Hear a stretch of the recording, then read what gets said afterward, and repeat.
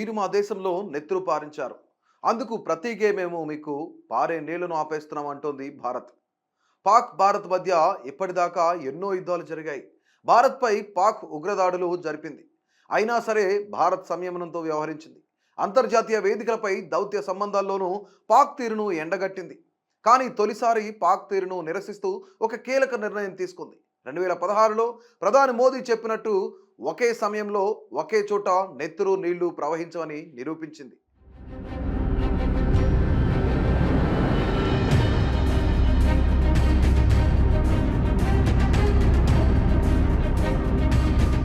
పహల్గామ్ ఉగ్రదాడి నేపథ్యంలో భద్రతా వ్యవహారాల కేబినెట్ కమిటీ సమావేశంలో సింధు నదీ జలాల ఒప్పందాన్ని రద్దు చేసుకోవాలని భారత్ నిర్ణయం తీసుకుంది.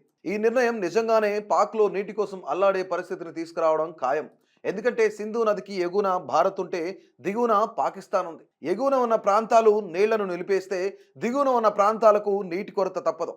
ఇప్పుడు సింధు నదీ జలాల ఒప్పందాన్ని రద్దు చేయడం ద్వారా ఎగువన ఉన్న భారత్ సింధు జలాలను ఒడిసిపట్టనుంది. ఫలితంగా దిగువన ఉండే పాక్ నీటి కోసం అరులు చాచడం ఖాయంగానే కనిపిస్తోంది. ఈ దిశగా గతంలో మునుపెన్నడూ భారత్ ఇలాంటి కఠిన నిర్ణయం తీసుకోలేదనే చెప్పాలి. అయితే ఈ దఫా మాత్రం పాక్కు తగిన రీతిలో బుద్ధి చెప్పకపోతే ఆ దేశం సాగిస్తున్న దుశ్చర్యలకు అడ్డుకట్ట ఉండదన్న భావనతో ఒకంత కఠినమైన భారత్ ఈ నిర్ణయం తీసుకుంది. దేశ విభజన తరువాత భారత్ పాకిస్తాన్ల మధ్య ప్రవహిస్తున్న సింధు దాని ఉపనదుల జలాల పంపిణీపై సుదీర్ఘ చర్చలు జరిగాయి. ప్రపంచ బ్యాంకు ఆధ్వర్యంలో దాదాపుగా 9 ఏళ్ల పాటు జరిగిన ఈ చర్చలు 1960లో ఓ కొలిక్కి వచ్చాయి. ఈ ఒప్పందం ప్రకారం సింధు ఉపనదులైన బియాన్, రావి, సట్లెజ్ నదులపై భారత్కు, సింధు, జీలం, చినాబ్లపై పాక్కు హక్కులు దక్కాయి. సాధారణంగా పడమర నుంచి తూర్పు వైపు ప్రవహించే నదుల నీటితోనే భారత్ అవసరాలు తీరనున్నాయి. తూర్పు నుంచి పడమర వైపుగా ప్రవహించే సింధు నదీ జలాలు భారత్కు అంతగా అవసరం లేదనే చెప్పాలి. ఈ కారణంగా సింధు నదీ జలాలను భారత్ పెద్దగా వినియోగించుకున్నదే లేదు. ఫలితంగా దిగున ఉన్నా కూడా పాక్ 80% మేర సింధు నదీ జలాలను వినియోగించుకుంటోంది. ఈ నదీ జలాలే పాక్కు పెద్ద దిక్కు. అయితే ఉగ్రదాడి నేపథ్యంలో ఈ ఒప్పందాన్ని రద్దు చేసుకోవడం ద్వారా సింధు నదీ జలాలకు భారత్ అడ్డుకట్ట వేయనుంది.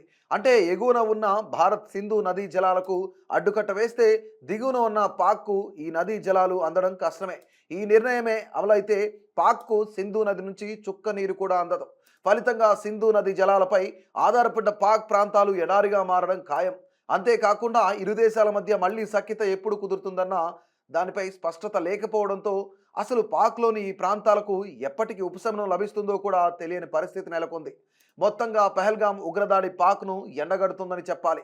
సింధు నదీ జలాల ఒప్పందానికి అమలులోకి వచ్చిన నాటి నుంచి నేటి దాకా ఏ తరహా పరిస్థితులు వచ్చినా కూడా ఈ ఒప్పందంపై పునఃపరిశీలన కానీ ఒప్పందం నిలిపివేత దిశగా అడుగులు పడలేదు. పాక్ ఎప్పటికప్పుడు ఉద్రిక్తత పరిస్థితులు కల్పించినప్పటికీ భారత్ ఈ ఒప్పందాన్ని రద్దు చేస్తామని మాట వరుసకైనా అనలేదు. యుద్ధాలు, పార్లమెంటుపై దాడి, పుల్వామా ఉగ్రదాడుల సమయంలోనూ భారత్ సంయమనంగానే వ్యవహరించింది. సింధు నదీ జలాల ఒప్పందాన్ని పునఃపరిశీలన చేయాలంటూ అంతర్జాతీయ సమాజాన్ని కూడా ఏనాడు భారత్ ఆశ్రయించలేదు. అయితే పహల్గామ్ ఉగ్రదాడి భారత్ను తీవ్రంగా గాయపరిచింది. ముష్కరుల దాడులు, పాక్ ప్రేరేపిత ఉగ్రవాదాన్ని నిరసిస్తూ నేడి నిర్ణయానికి భారత్ పూనుకుంది. భారత్ చేసిన ఈ ఒక్క పని పాక్ను చావుదెబ్బ కొట్టడం కంటే తక్కువేం కాదన్నది పచ్చి నిజం.